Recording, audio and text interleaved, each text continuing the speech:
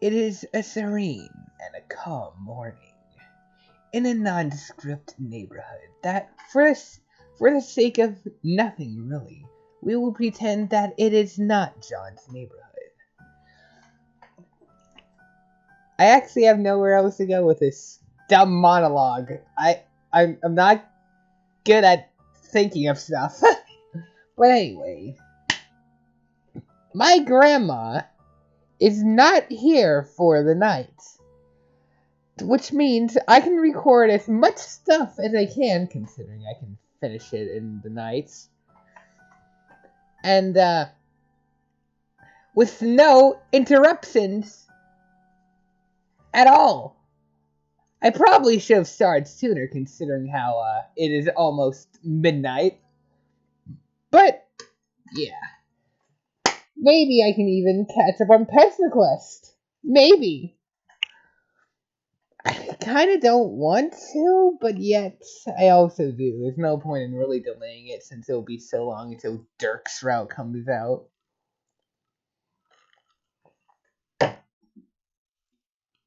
Fuck. Roxy still hasn't appeared. Anyway, it's time for the fucking bitch! Fight me, fuckboy! Looks like you're back on the beach, prowling around like you're looking for lost coins and trash with a metal detector. Except you're looking for friends and people whose lives you can make a little better with your reality warping powers.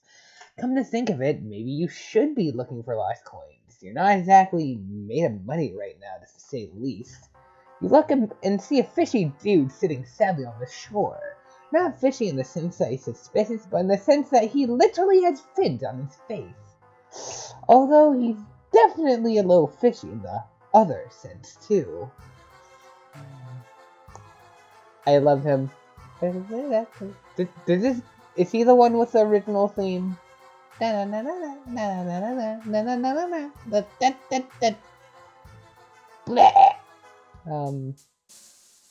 he is. Sad Jake didn't get an original theme. I don't think it's gonna show anything about Roxy, cause, it's not showing anything relating to Roxy.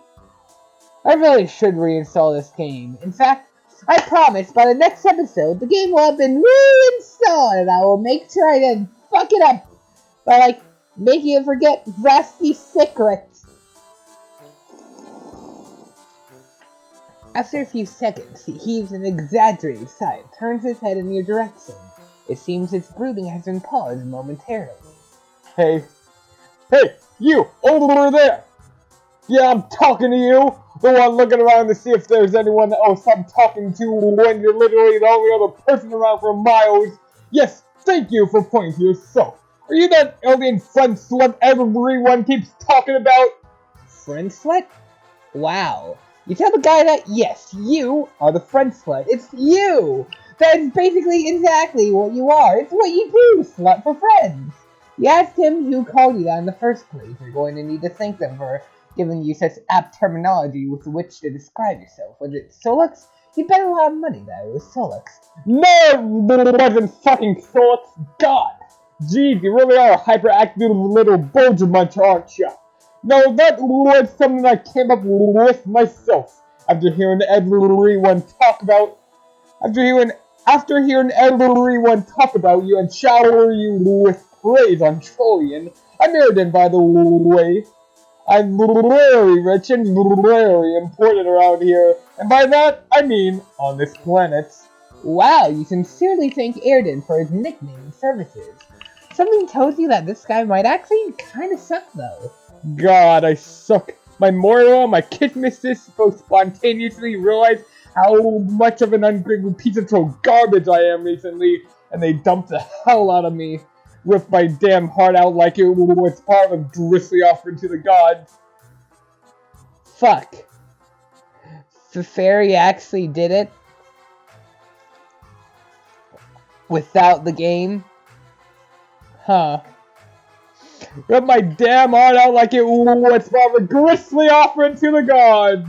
Eridan turns a dramatic eye to the host and, oh, it's time for a feeling sham. Fuck yeah, you can't believe you're lucky in running into the one motherfucker on this planet desperate enough to just tell a complete stranger all his troubles. It's giving you the perfect ammo. Ammo with which to pierce his heart with, like, you know, the power of friendship or something. So I'm, like, going through a lot at the moment because, honestly, at this point, I'm feeling pretty worthless. You forgot the quirk. You missed the fucking quirk there. Worthless. Nobody wants to deal with me or date me or hate me. Nobody's gonna put up with my unending tidal wave of bullshit, so what even is the point anymore? Nobody wants to be my friend, and I don't blame them. That's not true, you want to say. No, you want to scream out so loudly that the entire length of the beach reverberates with your declaration. Among all better judgments, you want to be his friend. You want to cover this broken-hearted fish boy. There's definitely something wrong with you. You know what? While I have the chance, while I have the fucking chance, while I have the house to myself, I'm gonna do just that. I want to be your friend, Eridan! Honestly, I'm scared of actually being his friend. You know? Eridan is an asshole. He's hot, but an asshole. Are you just going to stare at me like that? Listen, I don't do this shit for free. Open up in front of other people I've never met. I mean, people pay good money for this shit. Good melodramatic and poor wallow, and from yours truly usually costs a fucking premium. Oh, what? Yeah, woe is me, etc., etc. Listen, are you gonna give me the cash or what? This guy can't be fucking serious. Why is someone this rich asking you for money? Look, a guy can have hobbies, okay? Sometimes that means taking money from poor people because they saw me when I was having one of my bigger moods. You understand, right? Awesome, please pay me for listening to my problems. You're starting to get an idea of why people might have gotten sick enough of this guy to dump him without remorse. Calmly, you let Eridan know that you are, simply put, broke as hell. Well, that ain't my problem. Tell you what. If you can't compensate me with cash, maybe we can find an alternative method of payments. Oh god, no. No, shut the fuck up! I'm not talking about anything dirty or heinous or anything. Give me a little bit of fucking credit! Listen, I'm still messed up over theft and risk breaking my heart as carelessly as a perpiece knocks over a wine glass, shattering it into a million pieces. You can tell by my beach gauge and I'm very lonely. What I want is for you to accompany me on a little friendly outing. Oh, is that all? Because honestly, you would have tried to get him to do something like that without any sort of silly prompting on his part, much less actual emotional extortion. This guy might be even more desperate for friendship than you at your worst. But you say sure, you're absolutely down to do anything with him. Really? That's awesome. Eridan tries to crack a light smile and fails. Aww.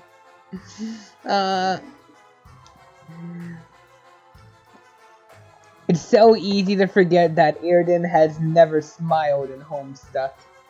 So easy to forget. I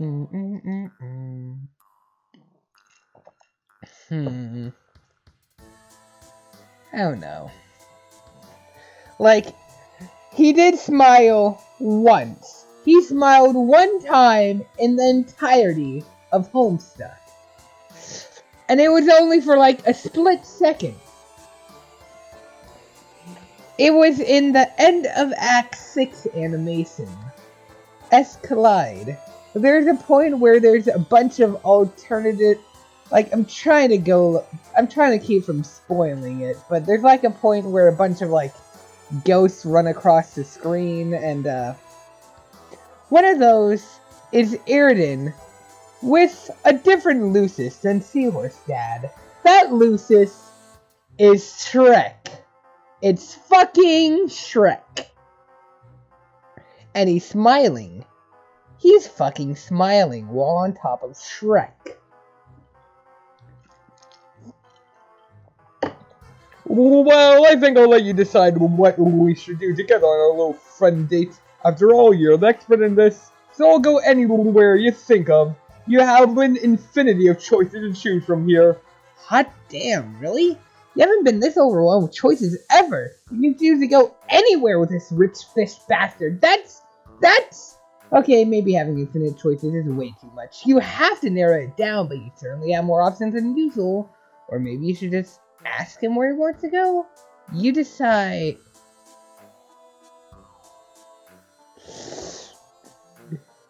Oh my god!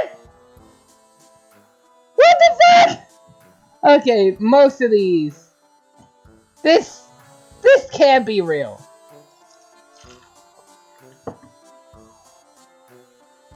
This cannot be real. There's no actual extra achievements for Airden as far as I can tell. The only extra achievement is it's for Feferi.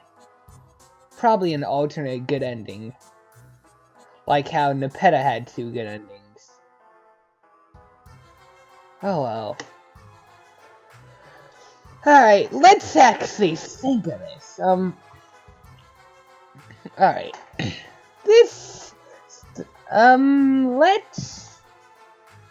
Why not watch a movie? Watch a movie. Yes! Hell yes! Hell fucking yes! You know what is up! We are totally in fucking sync! Wait.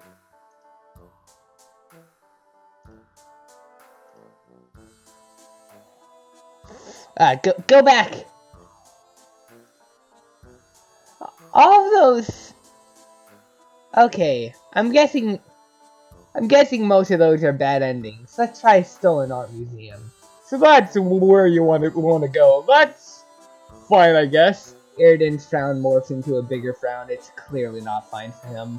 Listen, forget this whole thing, actually. I think that maybe we just aren't meant to be friends. Given that you couldn't anticipate my needs when you made your decision so carelessly. What the fuck? You thought he was insisting on doing what you wanted. You were completely fine letting him... Oh, god damn it, he's leaving already before you even said anything. He's not paying attention for one freaking text box, and this is what happened. He's moping his way across the beach, away from you, like a humongous tool.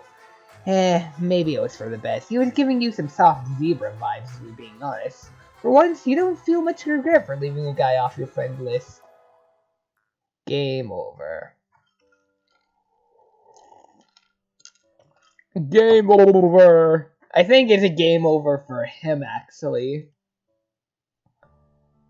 Mind if I just actually... That's the same. That's the same. That's the same. What about you? The illusion of... Well, okay, we do have free choice, but, like, not as much as it tried to give us. I guess, well, at least I accidentally made the right choice. One of the 2 right choices, so we'll watch a movie. Yes! Hell yes! Hell fucking yes! You know what is up! We are totally in fucking sync! You're not sure if that's a compliment or an insult. No, see, I already have the movie tickets and had them for like a month. And what's going on planned in a few minutes from now anyways. So clearly we were destined to be together as lifelong fucking pals. Because you knew exactly what we were always going to do. You're sorry he had movie tickets this whole time? Why didn't he say so? Oh, you know. You don't. You're a little miffed that he was just expecting you to know what you wanted the whole time, but you're not letting it get to you. Moving on, let's get this show on the fucking road. I wonder if we chose the other option, he would have done the movie theater thing on his own. I don't know. We'll find out later. I'm calling up the airship right now, and we can take a nice little scenic route to watch a planned renowned Plant renowned classic known as Shrek 2. God damn it! Of course! Of course it had to be Shrek. Why wouldn't it be Shrek? Well, what do you say? Your eyes widen a little and your body instinctively makes a spit-take motion. You're sorry, Shrek 2? Classic? Finally, someone speaking your fucking language. It's an unironic masterpiece that... Suddenly a hazy memory pops into your head of Shrek and Iridan standing side by side in the desert, surrounded by the black void of a cracked sky. And just as quickly as it pops into your head, it disappears. Oh boy. Well, that's not quite what happened though. Like, yeah, it was in a desert, and the sky was cracked, but they weren't standing side by side. Iridan was on top of Shrek, like riding him. You know what? I'm gonna find it. Homestuck. Shrek. Iridan. There.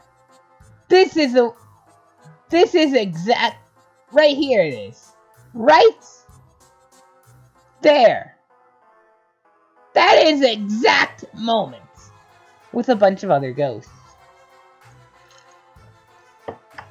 Some characters we've met. One of them a character we will meet. And then a whole bunch of characters that likely will not be in Pesterquest. I don't see the ancestors being. The fuck is... Oh my god, that's... What is this?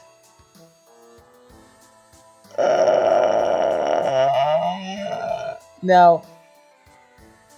What is this? Oh god. Oh god. Oh no. What the fuck is... Oh my god. I want to see the caption for this.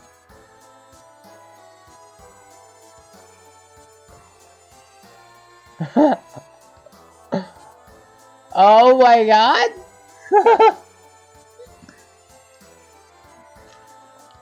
I don't know what to think.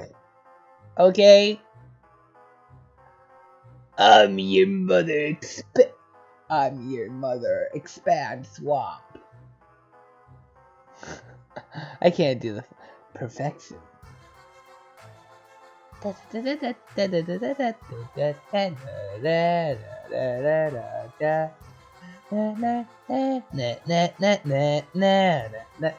I want to look at more, but that's a spoiler.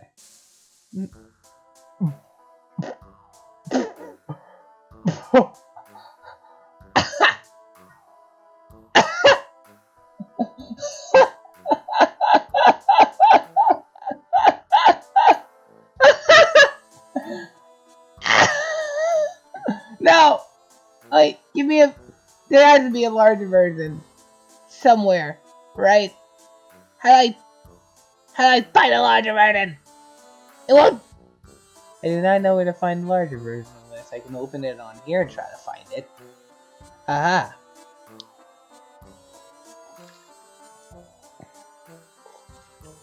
Shut. God damn it. How do I make this bigger? What about this 85? What if I make it 185? No, that just breaks it. I don't know. I want a bigger version of this. I can't find a bigger version of it. This will have to do. It will have to be blurry when I have to send it to someone. Anyway, let's continue. Oh boy, what the fuck was that? Is your mind playing tricks on you? Was Iridan smiling just then? You're not entirely sure why that stuck out to you. This vision was so out of place that, were it not for Arade, you just start thinking of your vague past memories were real. In fact, it almost makes you doubt that any of what you're experiencing is real. What the fuck is this? And yet, it strikes you as very familiar. Is there something else you forgot somehow?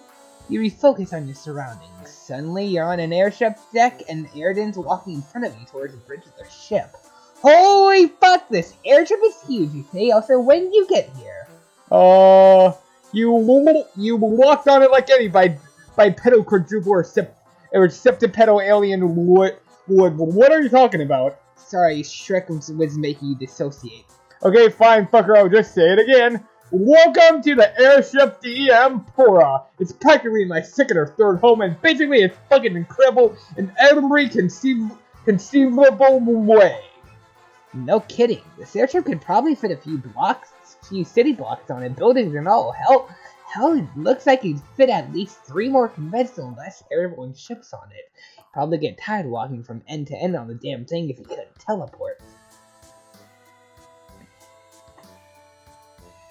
Something that was pointed out was there are dresses in here. I don't actually see the dresses. Those don't look like dresses. Okay, I don't remember where I saw the dresses, but yeah. You and Airden mosey on over to the dressing room of the airship. The room is filled with a surprisingly wide variety of outfits, from various capes to casual t-shirts to flarp cosplay to... Well, there's a ton of shit in here. There's a pile of ornate sticks in the corner, too. You wonder... Don't touch the one pile, by the way. They don't do anything, so it's matching is fake as shit after all. You resist the urge to laugh in his face. Of course magic is real. Those are all just confiscations. Like confiscate from unscrupulous low bloods in a store with my many stacks of cash given to the owner. Definitely not something I like having here. Right. Your eyes wander a little bit around the room, and besides elaborate costumes with crazy labels, egg sing ensemble, really, you see a lot of really fancy dresses. They look pretty neat. Kinda want to put one on. Okay, so they're all our dresses, huh? It's about time for you to add another fan art generating attire to your wardrobe. Oh no, those dresses are mine. Wait, really? You're a little surprised. You knew he had a sense of fashion, but you didn't know that his taste was so good. The dresses look so pristine. You ask him if he's ever put them on himself before, or if he just keeps them here to look nice. Of course I've put those on before. Just the private use only, you know. And before you get the wrong idea, no, I'm not like thinking about my gender or anything like that. When I put them on, they just feel nice and breezy and shit. I mean, let's be real, gender's more or less a fake as hell mess of puts unnecessary restraint on people's lives and anyways. Just so arbitrary, you know what I'm saying? To nobody's practical benefit, I might add. It's not even like there weren't tropes who were assigned differently at birth, even back a long ass time ago. Point is, the concept that gender is a strict binary isn't archaic. It's just flat out wrong. And I think it's honestly really kind of fucked up. Especially since people who go out and say it's a stone-set immutable fucking law are just using it as an excuse to divide people up and flood their superiority. There's something in Airden's voice that makes it clear he spent a lot of time thinking about this stuff. Something about the way he's recounting it all that makes you think he didn't learn this sort of stuff to impress people or appear woke, as the kids say, or for any reason besides the subject factoring into his personal development in some way. Maybe he isn't so bad. Anyways, let's talk about the Hemo spectrum. Anyone lower than yellow is gutter blood trash that probably doesn't deserve the horrid life they live. Which is why I planned so many raids on the neighborhoods on this very airship and spent so much time snapping leagues into the air and shooting holes in the low blood feet. That'll show them to have the less satisfactory incidents coursing in their veins. You immediately fall to your knees and start throwing up on the floor.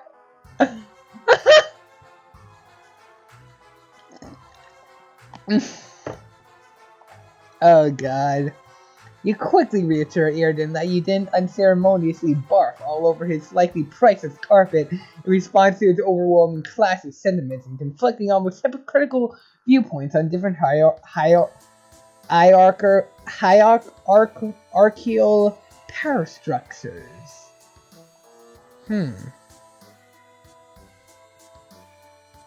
Strange. Na na na na na na na na na na na na na. Da da da da da da. I feel like that was kind of a play on Vriska's route, where like the whole Vriska did nothing wrong was played off so unironically, and then just here it's like maybe Iridan isn't so bad. Then Iridan immediately says a bunch of shit that proves he's a fucking terrible person. That's great. Alright. No, you just puked your guts out for some other completely different reason. It was probably just something in the air that smelled. Something's probably just full of shit, yeah!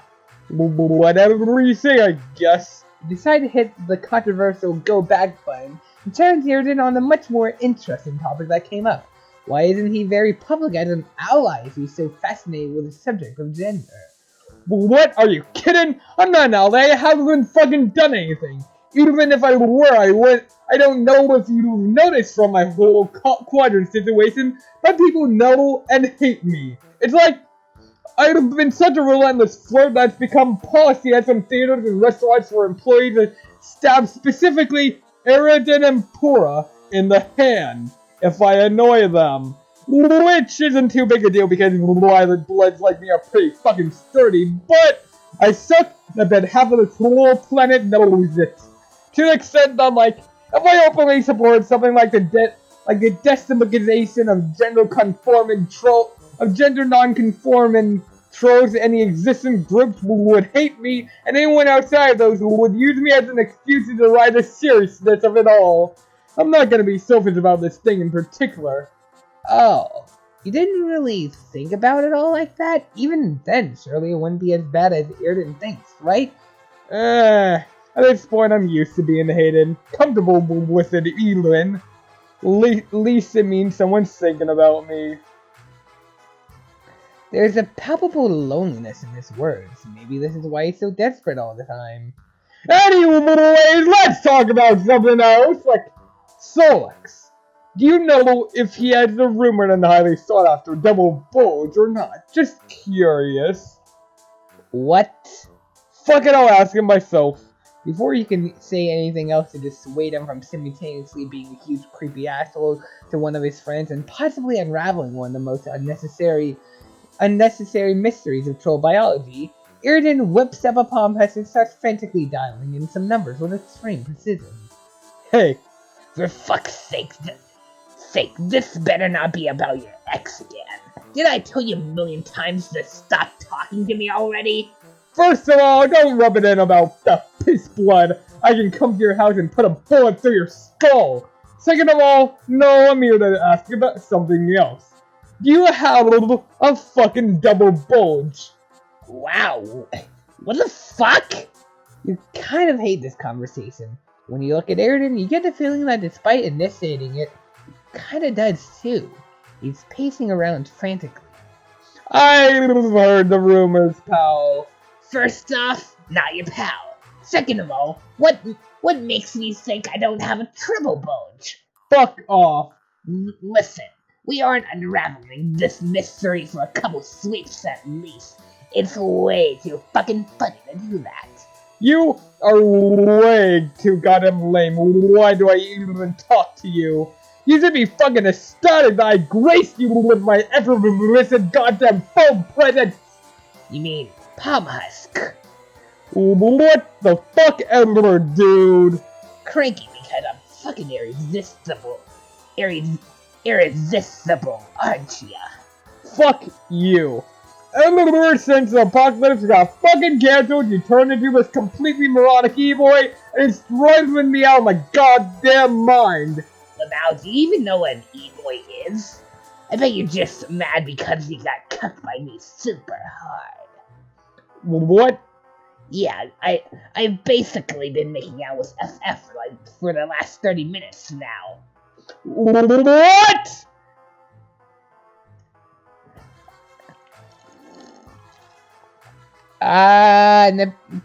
Fairy is another voice I'm bad at.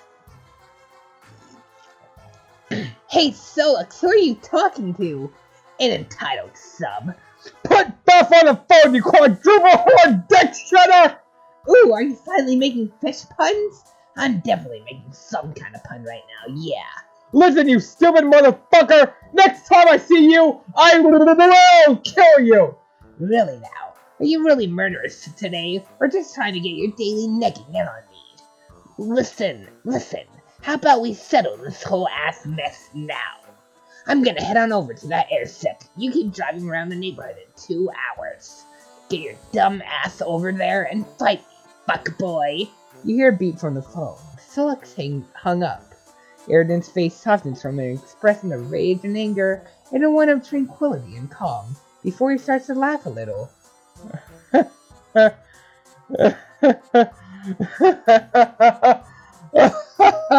Holy shit! This a date I'm about to go on. Wow! You put a hand on his back and congratulate him. He seems as anxious as he is ecstatic about the moment somehow. Somehow he's completely changed his demeanor from when he was talking to Solix. It was like he was almost playing up his awfulness. He starts mumbling to himself about what he's going to do and say to Solix when he gets here. A lot of it sounds pretty rude, but also rather performative, like what a wrestler says when they have sexual beef. You decide to take this opportunity to snatch a cape. Gotta update your ever-growing wardrobe. We're going to die. Some time passes, and you make your way to the airship deck with Erden, who's having trouble keeping his face from cracking into a smile, or at least the closest expression you've seen to him having one. Solix hovers in front of you, a couple dozen feet above. When you look up at him, his frown contorts into something more akin to a snarl, and red and blue energy starts crackling around his eyes like lightning. Remember when I asked you to stop calling me? What? I've asked you literally 40 times to stop doing that, and so many other things, and you haven't listened.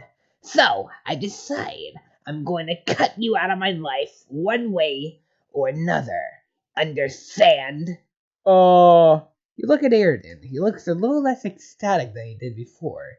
He gazes directly at Solix above him with a worried look on his face, shifting his general stance so that he better keep his balance. You have a feeling this was more than he bargained for.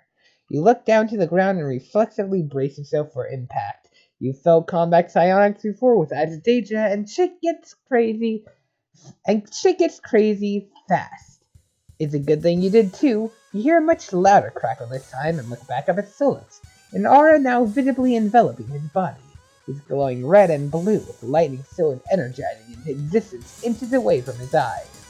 You feel the shockwaves of his pure psionic force weighing you down, making your legs feel more like jelly every second. It's as if gravity itself is bowing down to Solix.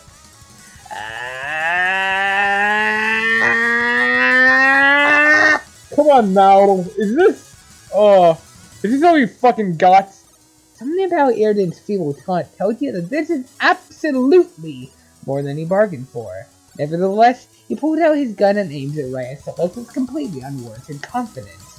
Solix's psychokinetic force is so overwhelming that your legs give out and you hit the deck, stumbling to the floor, knees to the ground, and ass in the air. Yeah, there's pretty much no way you can stop this. Solix shoots fucking laser beams out of his eyes, and Erden returns the favor with his own gun's laser, resulting in the most anime-ass bead struggle you've ever seen. The clash ends in a huge explosion of smoke that obscures everything from view. Defying the force of the blast, you zap into the smoke to get a better look. You're quickly met with a vast array of shurikens spinning wildly through the air in front of you, towards Erden using the smoke as cover. Erden blasts most of them away, but the largest lodges itself right into the barrel of his gun, as if to say nothing personal, jackass. Solix flies out from behind, swiftly drop-kicking Erden into a cannon, which seems to have been loaded with glitter. When Erden crashes to the other side, he's collapsed covered in scrapes and confetti. He's bleeding less than you expected. Nothing personal, jackass. By the time Erden gets up and dislodges a shuriken from his gun, Solix has disappeared from both of your fields of view. Where the hell did he... You hear literal tons of rock crumbling from below. You look down and see nothing. You look left, right, behind you, all around, upwards. Ah. He's above you, pointing upward, levitating some kind of humongous, some kind of... Is that a fucking shopping mall? Did Solix bring a fucking mall to a gunfight? Wait, that mall. It's that mall. The one where, in an errant timeline, Daria pleaded with you to take her to Earth, away from this hellish plant society and into a world that was even the slightest bit less bleak. You lose yourself briefly in your thoughts. You couldn't help Daria then, and now that I'd be eating you, fulfilling that one request is impossible yet again. It's so frustrating. You couldn't save Daria. You couldn't save anyone, and maybe it's too late for you to do that, but maybe you've just been fucking around too much today. Maybe, just maybe, there's someone you can save right now. The mall is massive, and if it collides with a ship from that high above... Oh fuck, you have to get out of here. Gotta give them your credit here, Soul. Nobody's ever tried to maul me with something so fucking big. What the fuck do you mean, maul you? What does that even mean? Maul isn't a verb. No, hold on. Okay, see, we are thinking of two different words that sound the same. Wait, I literally could not care less. Solix flings a thankfully abandoned maul directly at Iridan with what must be an ungodly amount of psychic force, screaming his throat raw the entire time. Ah! Ah! Okay, that sound less like Solix and more like a dying animal. Oh fuck, it's now or never. You have to get off of this ship now. Iridan might be durable enough to survive getting dropkicked in solid steel with nothing more than a couple scratches, but you're fragile. You probably died from tripping on the stairs wrong. But even then, there's no way Iridan's getting out of this unscathed. Maybe you have time to save him. What should you do?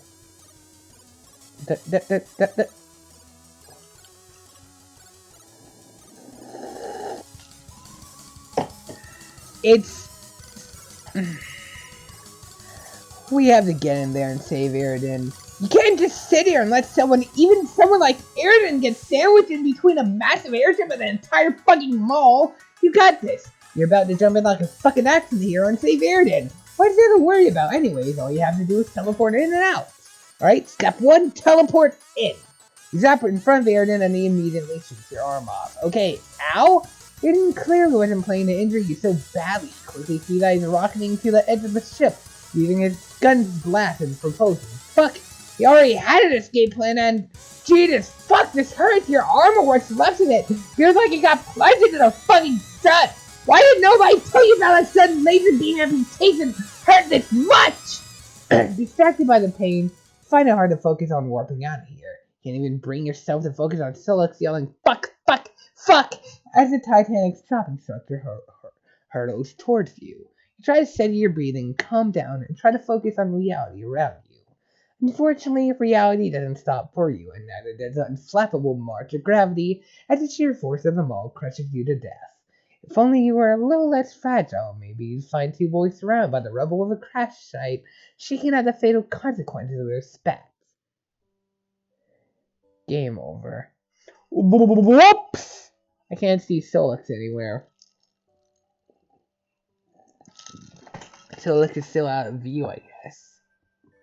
But yeah, fuck. Well, let's get the other bad ending out of the way, unless it just leads into the... You're not sure where to go. What do you think, Iridan? I already told you. I want to go wherever you want to go. God damn it, you were hoping he'd pick up on your lack of clarity on the best decision. Does he really not have anywhere in particular that he wants to go? Well, surely it doesn't matter what you pick if he's being so insistent on letting you choose. Again. God, okay, so it's just a loop.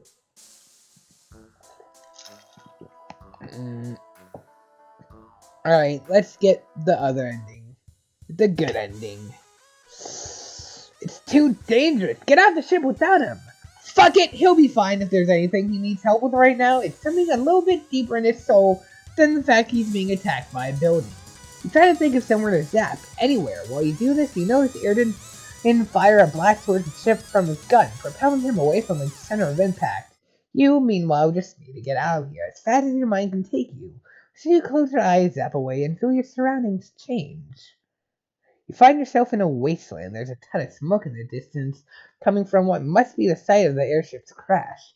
You take solace in the fact that Solix was cognizant enough of his surroundings that he chose not to send the ship crashing into a city full of people because of beef he had with one dude. Oh boy. Fuck. After a bit of walking, you see the source of the smoke in the distance. The wreckage is astounding. The sharp metal fragments and concrete pointing out in all directions. You know, MSPA Reader has the time travel ability, yet they never use it. They only ever used it once in John's route. I don't recall them using it a single time since. Like, Roses? No. Well, okay, actually, I guess they did use it in Rose's ending, actually. Dave? No. Jade? No. Clark? No, they didn't use it. Yeah. After Rose's route, I don't think they used it. Oh, no, they did Okay, never mind. They just... After Rose's route, they just never used the time travel ability for anything practical. Like, the one in Aqueous just contributed to a bad end, and one of the bad endings in Nepeta's route where the kids like run out of the cave and get lost forever. That could have easily been saved from being a complete bad ending if MSPA Reader went back in time to right when the kids ran out of there and then just kind of took them back to Earth, right? Jeez. Anyway, standing in front of it all is Solix. You frantically zap your way towards him and ask if he and Ayrton are alright. Welp, thou so a guy not to ask people about the shape of their bulge. Yeah, we're both fine. He's not dead. Thank God. For the record, I haven't actually made out with FF or anything yet. That was just to rile him up. Yeah, Solix, what Ayrton did to him that was so bad he wanted to kill him. Okay, first of all, definitely didn't want to kill him. Way too much of a hassle. What the fuck is the dog barking about? I guess I'll check it out. Probably nothing, but I don't want her barking in the background of the recording. Alright, continuing. I would know if he was about to die anyways. Second of all, this asswipe calls me an ass crack o'clock and I spouts some high blood superiority garbage he doesn't even believe, or complains about his love life. Basically every fucking day. So what he's saying is that throwing a maul at Ayrton was just meant to send a message? Pretty much. You know, not long ago when he actually tried to pay me lots of money to wiretap FF just to see if he ever talked about him. Oh, jeez, yikes. Naturally, I took the money and didn't do that at all. Massive waste of time and energy, not to mention schemey as fuck. I actually told her about that because it was kind of hilariously pathetic. It's how we got talking in the first place. But enough about me. Why do you even care about this guy? I get your whole friend's sick, but he's not your responsibility, nor mine. Maybe Solix is right. Maybe it's not your job as a friend to make Ayrton feel better or fix his problems or set him on the right track. That's probably why his Moira, why everyone gets sick of him. But like, you're supposed to do something for everyone. You can feel it. Like, you're supposed to smear your huge ass all over Destiny and say, "Eat my ass, Destiny! All these kids will get a chance at good lives." Lamau, you sure this isn't just some kind of hero complex? Maybe? Probably. You just wish Irden could be a little bit less of a tool bag. Is that too much to ask? Well, I guess you can do whatever you want. I won't stop you. But he doesn't deserve this, you know? Maybe not, but this doesn't change what you're gonna try and do. You've got a lot to say to Irden. You wave Solix goodbye and make your way around the field of rubble. It only takes you a few minutes to find Irden sitting on some rocks. Fucking, that hurt like hell. He's alive! Of course I'm alive! Think I died just because I got a bullet thrown at me? Actually, if I didn't blast myself out of the way, I'd probably have been buried under a lot more rubble. Probably wouldn't have been able to dig myself out. Solix probably could have done that, but if you went this far to kill me, I really doubt he'd do that willingly. There's no way he hates me in a way that lead to a decent colliginous relationship. I was actually pretty close to buying the dust here. Huh. Hey, do you ever think to yourself that you have all the power you could ever want or need, and every limb caters to with ease, and that even despite all your happy moments are as fake as magic is, maybe even more fake? There's no way I'm not doing something wrong here. After all, I can only wonder what you think of me. I'm just a scumbag who keeps setting himself up to fail right. You ask Irden if he wants the truth, wondering aloud if he can even handle it. Listen, I'm not gonna be in any more pain than I'm in right now, having been dumped 3 consecutive times, and also getting crushed in those under several tons of concrete too, I guess. I can handle the fucking truth, so just give it to me. In front of you, you see an absolutely hopeless moron who's achieved their station in life through no work of their own, and who's placed all his stock into social lies. He's cherry-picked the ones that have worked for him and rejected all of the others. But what has that done for him? Really, absolutely nothing. Believing in this society has only ever hurt him. Maybe not in the same way as hurt your other friends, but not even the trolls on the top of the heap are immune to Alternative's brand of poison. He's a six-sweeps old kid who was ultimately just scared, lonely, and confused.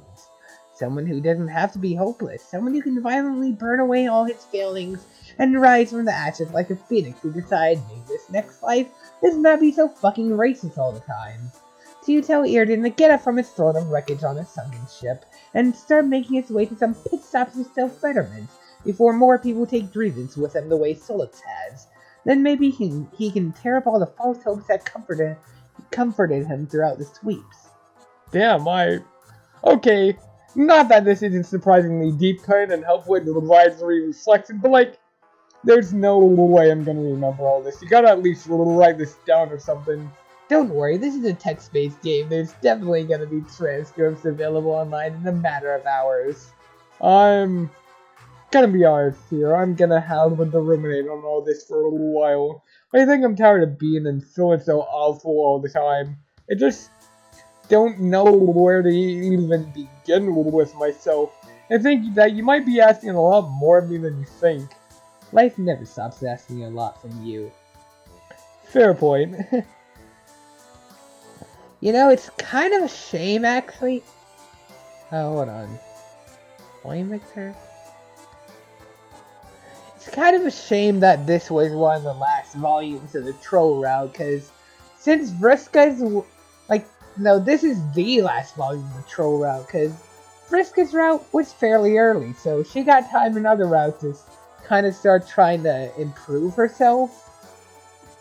But Irden, this is his last volume. He's probably gonna try to improve himself, but we're not gonna actually get to see it. It's kind of sad. It's definitely gonna be a long process. There's pretty much no way you can force feed the guy a redemption arc in the span of today. Hell, you'd be surprised if he didn't still suck a year from now. But even the shittiest kids can change a lot with a good push in the right direction. Hey, thanks for sticking by me, even if only for today.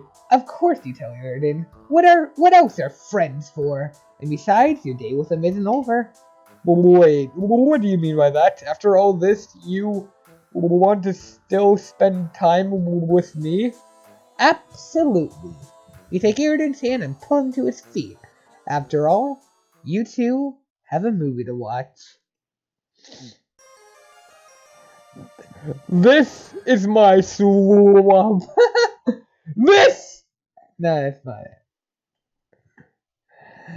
I actually do need to watch Shrek sometime in full. I did watch Shrek Retold, but I don't remember it that well, and it was kind of hard to follow anyway, since, I didn't watch the original. This is cute, though. Also, that Shrek drawing is terrifying. This is good. This is good. And that's only the first half. We still have Fifth Fairy. Bleh. I'm gonna get a drink real quick, though. We're back. Feffery time. The fairy. Let's see if they got some actually endgame stuff for us. Like, Iridan, I don't know if that was quite endgame. But, maybe. I keep feeling like I'm gonna yawn, but it never comes. Anyway, here we go. As you've had occasion to remark before, Alternia is a dark world, both because it's night all day long and because of its hideously brutal society. Where strong prey on the weak prey on the weaker, and all this preying ends only when the survivors are shipped out to prey on everyone else in the galaxy. Alternia's cruelty has been on your mind for a long time, but recently it's begun to feel intolerable. You decide to take a walk in the woods to calm yourself, but it seems that with every step, your mood only grows darker, your agitation greater. As you walk, you remember the names of Alternian friends who have fallen to the planet's injustices, and your mood goes from bad to worse. You've been waiting around like a spoiled, self-centered narrative device for a lightning bolt of illumination to reveal your reason for living, to explain your peculiar and insatiable hunger for friendship, and to show you the destiny attached to it. You think you know what caused this, but why? You've been sitting here like a child waiting for a teacher to explain the answer to a difficult math question. Friska and Terezi are arming up to change the world, and what are you doing? Your usual bullshit. You're thinking, you're navigating. And then, with sudden blinding clarity, you understand. Friska is right. Terezi is right. The answer is revolution. Who gives a shit? Who cares what some big dumb universe thinks your destiny should be? You'll take Dream Boulder's advice and choose your own fate. Take the answer to the meaning of your life into your own hands. Set your own course. The gods, the fates, the universe, or whoever you have to jump back pretty sharply because your direction is clear to you at last. Your agitation turns to indignation. Your indignation to outrage, outrage to anger, anger to fury, fury to ferocity, ferocity to white-hot resolve. The horrors of this plan have got to stop, and you're feeling particularly dramatic today, doubtless due in part to the shift in narrative tone and general prose quality in this episode. So now is the time. Alternia's cruelty and violence have upset and shocked you since you arrived. But as more and more of the population suffering under these wrongs have become your personal friends, it has become unbearable. You've been wondering all along, who will make it stop? Now you know the answer. If you are the main character, then you have to be the one to get the ball rolling. And you've begun to suspect that you can't die for reasons seemingly tied to your function as a narrative device. So that's a bit of characterization you can bring to bear. No longer will you linger in the wings, waiting for the narrative to summon you to heroics. Within this momentous decision girding you For unstinting effort, you set your mind to the question of how to accomplish it. You start by making an inventory of the strengths and weaknesses you possess and can bring to bear on the task. Strengths: 1. Experience strumming up friendship in the most unlikely situations. 2. Ability to travel instantaneously anywhere you want to go. Weaknesses: everything else. This helpful mental exercise clarifies matters significantly. You see clearly that the only way for a single humble being such as yourself to change Alternia is to go directly to the point of maximum leverage. In other words, straight to the top. You need both of your resources in this quest. You need to travel superhumanly and superluminally into the narrative company of Alternia's ruler and throw your full friendship game on them, with the objective of persuading them to initiate reforms, change rules, and set a plan on the course of civilization. But your darling intellect realizes something else. It won't be easy. The ruler of a world such as Alternia must be a fearsome, fell creature, a monster of no ordinary loathsomeness and cruelty. On Alternia, you've seen gigantic, ravening lucii, genocidal clowns, murders, high blood, and every kind of grisly crime, to a point making belief in Santa Claus almost impossible. It stands to reason that the leader of such a world must also be the cruelest, gruesomest, most terrifying being of them all, a being of nearly impossible evil.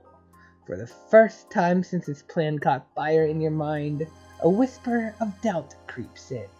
It occurs to you that the most likely outcome of the quest for the reformation of Alternia is a scenario where your internal organs are festooned over a wide area, your eyes popped out of your skull, and your brain splattered to a fine mist. While experience suggests that you're non-killable, that sort of thing may offend, not to mention be excruciatingly painful. Oh boy, already a choice. Maybe it would be a better idea to have a light luncheon to lie down until your reforming mood passes. Oh, come on! If you, an indispensable narrative device with nearly superhuman befriending powers, if you, an indispensable narrative device with nearly superhuman befriending powers and actually superhuman traveling powers, won't try to reform Alternia, who will? Have you no pride, no grit, no old colored spirit? Go back and select the right answer. No. God damn it. Fine. Press on fearlessly with your quest! Scorning all difficulties, you decide to press on fearlessly with your quest. You gather yourself, consign your soul to heaven or whatever, and prepare for the worst. You close your eyes and think, take me to the highest being on Alternia. Then you grit your teeth and prepare for the ultimate horror. You feel the familiar sensation of superhuman, superluminal travel, and the world changes around you, rendering you somewhere else, somewhere that feels quite different from your previous forest location. Very different, actually. A lot wetter. It quickly becomes apparent that there's good news and bad news. The good news is that instead of an electric monster, oh fuck this song, this is gonna have a depressing feel to it too, isn't it? Like Nepeta's theme. And this song isn't as depressing as Nepeta's, I don't know. The good news is that instead of an electric monster, you materialize next to a rather pleasant-looking showgirl with fins on her head and wearing goggles and a tiara. The bad news is that you're drowning, and you seem to have materialized in the middle of an ocean. Kelp!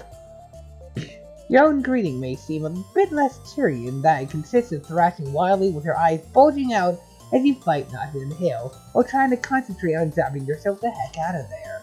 The troll girl watches in astonishment, but suddenly seems to understand. You see her take a big breath of water through some gills on her neck, and something starts to come out of her mouth, a bubble. The bubble expands and expands until you feel its boundary break over you, and suddenly you can breathe. You collapse coughing and gasping onto the floor, which feels like the inside of a huge submerged balloon, yielding but effectively keeping the water at bay. The troll girl sits across from you in the bottom of the bubble, studying you curiously and anxiously. That's cool. I didn't know Fairy could do that. That seems like something that would be in Steven Universe, honestly. Glub, glub, glub, glub. Are you okay? Recovering from your brush with drowning, you're able to notice with relief that despite her conversational quirks, she looks friendly, even glad to see you. Try to say something, but all that comes out of your mouth is water and a sputtering sound. I don't speak whatever language that is. It's very pretty, though.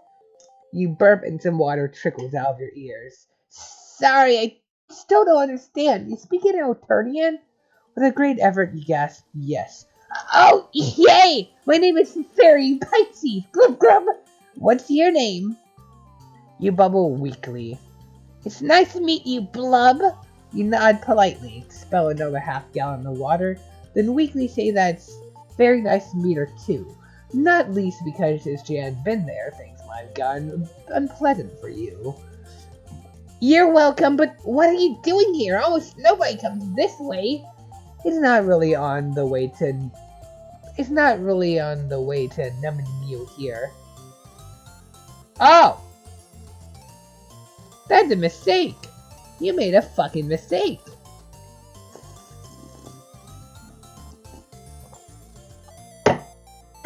Good job!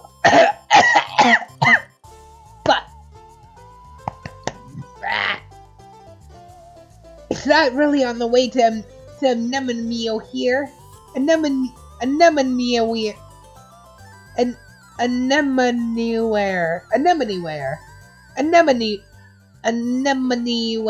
I feel like fucking Nemo. Okay, I haven't watched Finding Nemo in years. I can't emulate that. She looks sad when she says it, and you wonder that some poor troll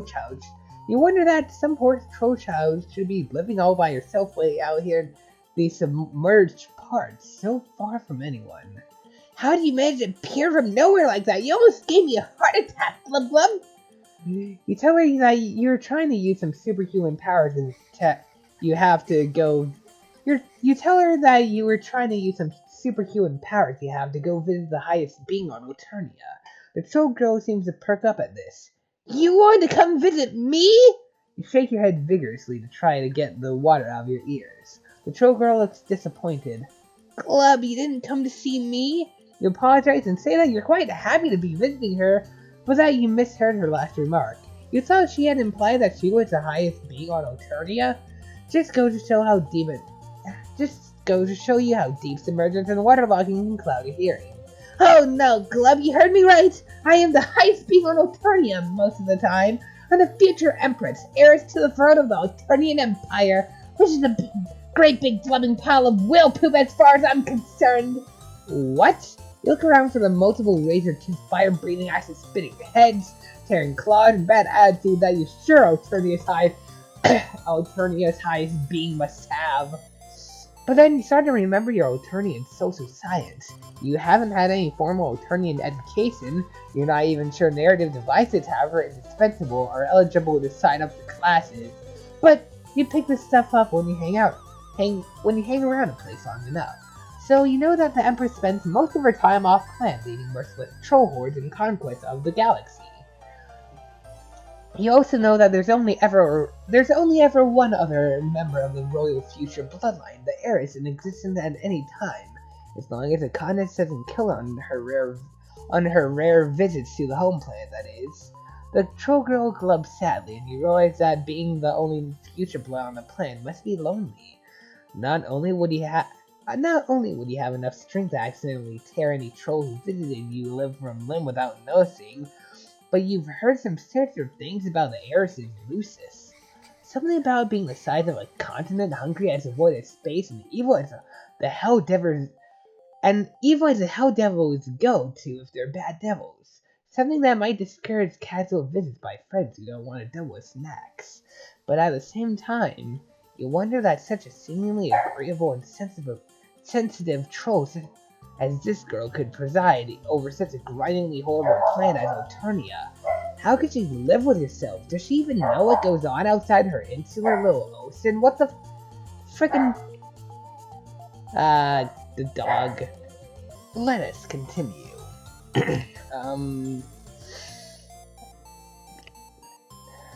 Does she even know what goes on outside her insular little ocean? But you put all that aside for now. Here you are, right where you wanted to be when you made your master plan for Alternian reform. You haven't been devoured, dismembered, or decapitated, and the person you want to persuade seems eminently persuadable, not to mention friendable.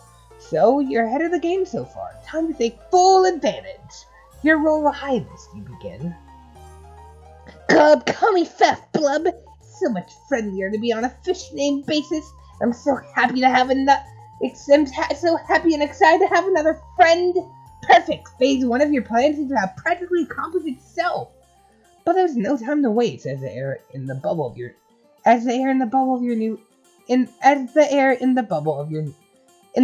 your new friend created is starting to get stuffy, and you know you're going to have to zap out of there soon. You mentioned in a casual conversational tone that you've been visiting Alternia for some time now. Glub, do you like it? It's certainly unusual. Heh, that's putting it lightly. I'm sure everyone has been incredibly mean to you. Well, yes, to start off with at least. The sea dwellers saying they're so much better than everyone else, but they're just a bunch of selfish, arrogant bassholes. The high bloods prey on the low bloods, and no one cares how other people feel. Or even if they live or die, don't fly around krilling anybody weak or useless. Oh, well, she seems to know. Maybe she's got plans of her own. Phase 2 of your plan is half in the bag already. You feel dizzy suddenly at how your quest is working out without the least effort on your part. Also from the lack of oxygen. You're gasping for breath and darkness is gathering at the edges of your vision. In about a minute, you're going to pass out from oxygen deprivation. What's to be done? Obviously, zap yourself the heck out of there and back to Alternian surface where you can at least breathe. You're fading fast, the black tunnel is closing around you, and sounds are getting dim. With your next to last strength, you grab Fef's wrist, zap her back to the surface with you. You're not done yet persuading her to reform Alternia! That's how this works. But then you realize that you don't even know if she can breathe air. You feel it would be wrong to suffocate your new friend on your very first visit, so with your last strength, you let go of her wrist and zap yourself back to the surface alone. You materialize superhumanly and superluminally back in the forest. You lie in the tall razor grass for a while, gasping. Darkness receding from your eyes, sounds clearing in your ears. Once you feel sufficiently reoxygenated, you sit up. You have a pounding headache, but otherwise seem fine, yet your emotions are deeply conflicted.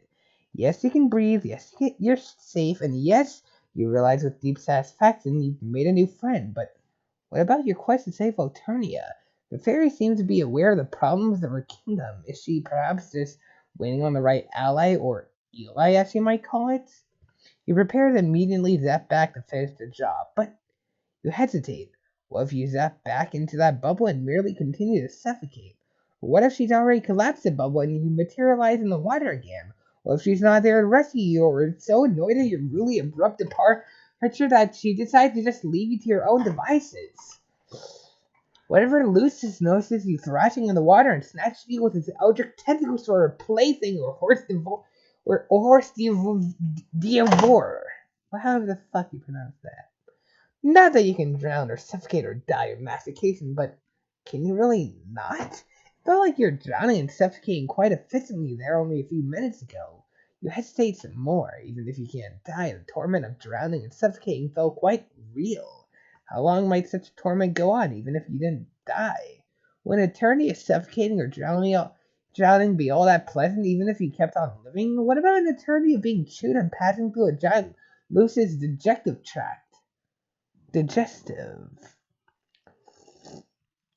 You realize that you can't bring yourself to zap back to the heiress. You curse your weakness, but given a choice between death and eternal torment, you realize with belated humility that your choice would be neither, even if there's a chance you could save Eternia. You stand up sadly and begin walking back through the forest. Make a friend, but fail at life. Game over.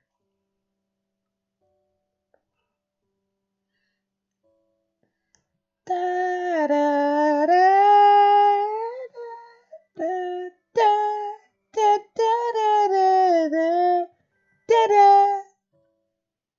Let's try this again. And not horribly fail this time. Stick around and test out the whole you can't die hypothesis. You're fading fast. A black tunnel is closing around you. Sounds are getting dim. You wiggle your fingers and try to gasp out an entreaty. Glub, are you okay, Blub? For reply, you clutch your throat, fall heavily to the floor, and lose consciousness. You gradually regain consciousness, and as you do, you realize that air is going through your lungs. Fresh, oxygenated air, the most beautiful thing you ever felt. You realize that you're in a palatial, though messy bedroom, and while you can see underwater realms outside the windows, the room itself is dewatered.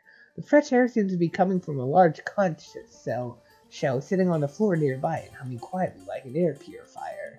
You're swooned on a chase lounge, and Peferi Pixie is fanning you with a large palm frond. Glub, are you alright, Blub? Why didn't you tell me you couldn't breathe? You scared the piscine out of me. Yeah, it would have been a good idea to tell her. You struggle upright and try to smile bravely. You apologize for scaring her, but observe that one of the symptoms of not being able to breathe is not being able to talk. You thank her effusively for saving you. Glub, that's an empress's duty. Instead of encouraging people to be mean and hurt each other, she should do whatever she can to help them. A tear comes out of your eye and a lump to your throat when she says that. If she really means it, you have a couple of suggestions. Of course I mean it. I glubbed at how abysmal things have been around here. When I'm Empress, things are going to be different. You respectfully wonder how long it will be before she becomes Empress. Only a couple of thousand more sweeps. Oh, cool. What will happen to everyone Alternia in the meantime? Fairy looks momentarily thoughtful. I don't know. I haven't thought that part out. I guess I'm not ill to my big ideas. And what if when she becomes Empress, she feels differently? How does she know her imperious condescension didn't feel the same way as Fairy does now when she was her age? What if there's something that makes adult Empresses evil, something they can't control? That laughing. Good timing. Yeah, definitely not. I know that didn't happen. Plus, isn't the contest the whole reason everything's so bad? What if the fairy grows up to be socially liberal but fiscally conservative? What a horrible thought! You have to strike that while the iron is hot. Never leave till tomorrow what you can do today. A stitch in time saves 9.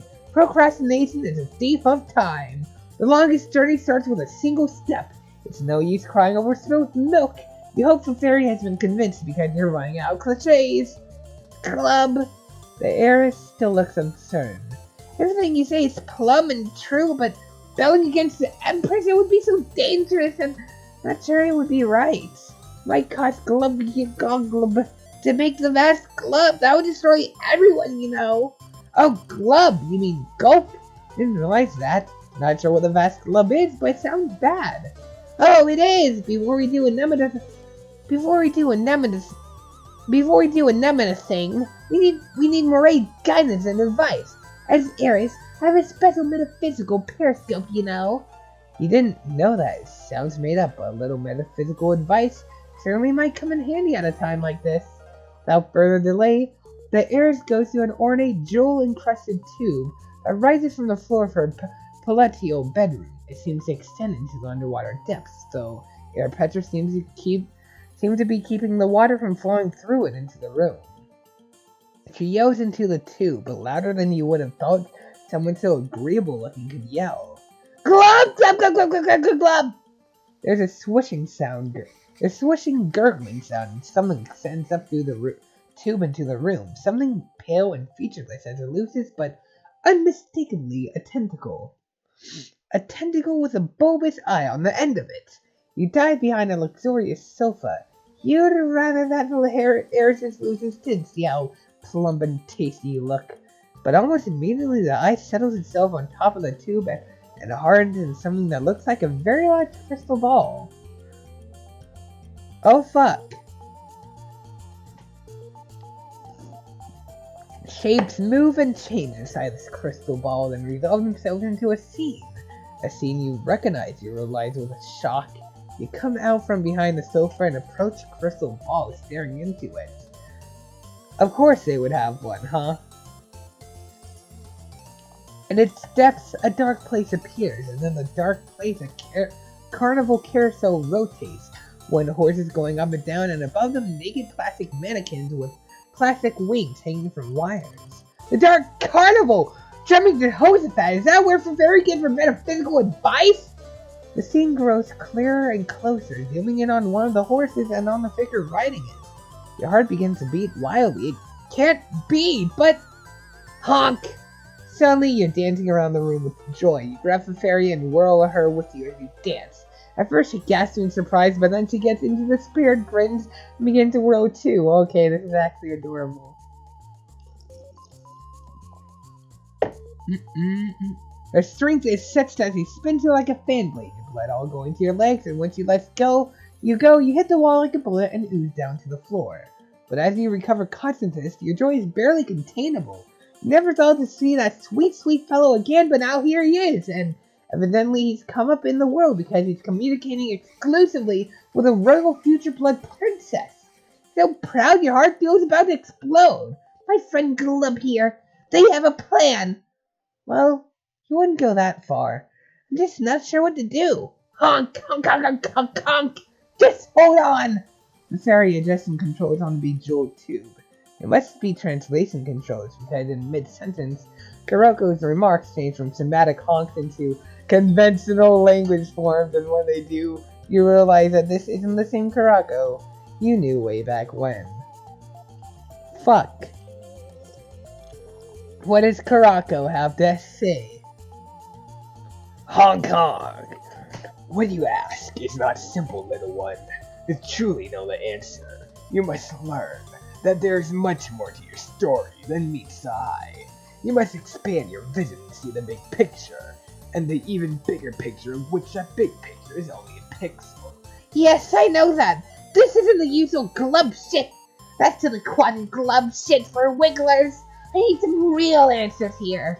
You study Kuroko. He's obviously the same troll, but the changes in him are equally obvious. His eyes are deep as well as his face grave and kind.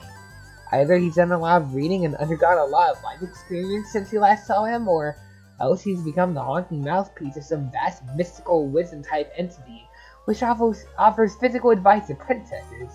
Perhaps whatever person or process sustains the Dark Carnival? But how did Kuroko get that job? You wave madly at Kuroko as he and the heiress talk, but either he doesn't see you, or no longer knows you, or he thinks imparting serious metaphysical advice is too solemn and occasional way like a maniac. Either way, he ignores you and keeps talking. There's a troll who paddles an ore vessel down a rushing river to control her own fates, or does the river control her? The answer is, of course, both. The river has its force, but within that, the troll can move her boat where she will. You are the heiress, and thus the fate that sweeps you along is fast and swift as powerful. But also, your arms are strong and your ore vessel stout. Do not despair of your own strength. Yet, there is more. We see by mystic means that the rushing river you navigated is itself being swept along by an unimaginably faster rushing cosmic river, and that the plan which that vast cosmic river traverses is itself being swept along an even infinitely greater supercosmic river. There are many such metaphorical cosmic meta-river levels in this particular instantiation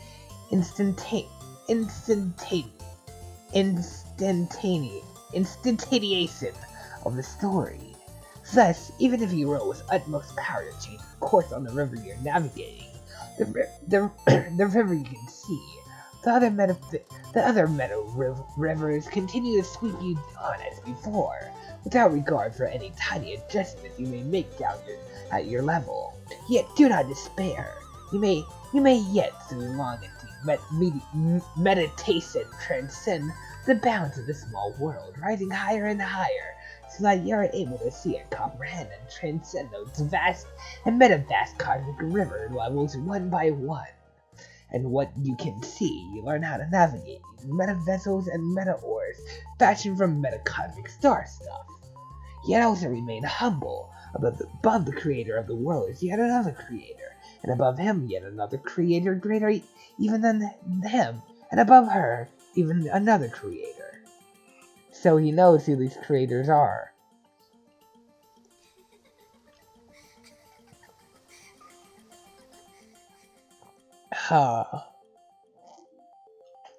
So there's a chain of 4 creators. What worlds are they exclusively referring to? I don't know. Like, obviously one has to be like the creator of this route of Pesterquest. And then one of them also has to be Andrew Hussey. But there's still 2. Still 2 others. Like, I don't know. These vast powers move all things like pieces on a chessboard, yet if the chess pieces grow wise enough, they may move the movers. The powers that move in these universes upon universes are unimaginably large, and as yet you are unimaginably small, yet nonetheless, for that and your smallness and your small world are indispensable, like a key piece at the bottom of an infinitely small Jenga tower. Knowing these things, do you wish to undertake the great work of awakening and enlightenment that will bear you into the full light of reality? It is a work of millions of mantras, thousands of sweeps, and hundreds of lives. Or, knowing these things, do you instead choose to apply your vessel to the waters of your own world, remaining the person life has made you? Remaining a key yet unknowing piece in the towering stack of universes, influencing your own destiny on your corporeal river, swept to destinations beyond your understanding and fulfillment of the larger story. Either choice is noble, little one. Your only duty and burden is to choose the one that seems best to you. The fairy turns to you. It's clear that both courses described by the wise one speaking to Karako hold attraction for her, and that she's on a razor edge between them. The merest word from you will be enough to lead her in one direction or the other. Which way do you choose to lead her?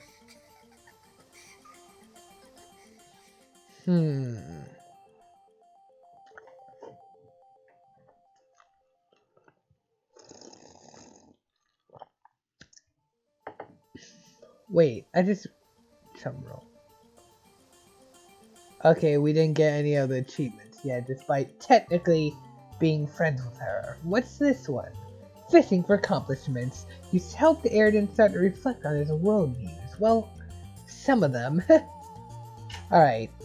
Meditation and transcendence, or worldly action and accomplishment. I say meditation and transcendence. Well chosen, little one. Step forward and tell your chief-like companion. Step forward, too. A friend to share your transcendental journey is a blessing, and they seem a noble and loyal chief, though perhaps a bit overexcitable. You and the fairy step forward, and Karako's hand comes right out of the crystal ball, divides in 2, and taps each of you on the forehead. At the tap, you feel a powerful fire course up in your spine and through your chakras, and the roaring flames obliterate all the world. When the flames subside, a resonant silence reigns. You and the fairy are seated in full lotus position on either side of a fresh air conch, cozy in a bubble floating deep through the vast ocean of Alternia, where you can never be found by anyone until you emerge fully in line and with the power of gods, many yugas hence. Eternal spiritual siblinghood victory! Oh, so are these both good endings? This can't be the canon one, though.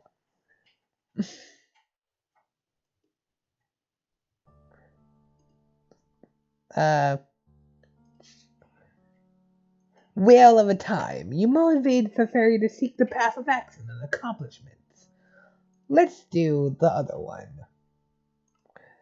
Worldly action and accomplishment. Wait. I did transcendence. Okay, worldly action and accomplishment.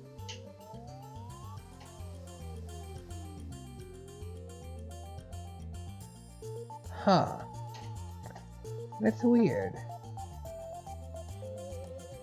Why'd it give me this if I didn't do that? Well chosen, little one. Step forward and tell your marshmallow-like companion and step forward too.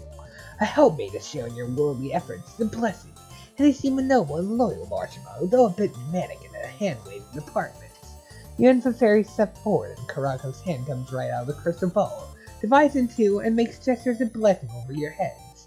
You immediately feel strength and courage coursing through you, and as it loses tentacle turns back into an eye and withdraws from the tube.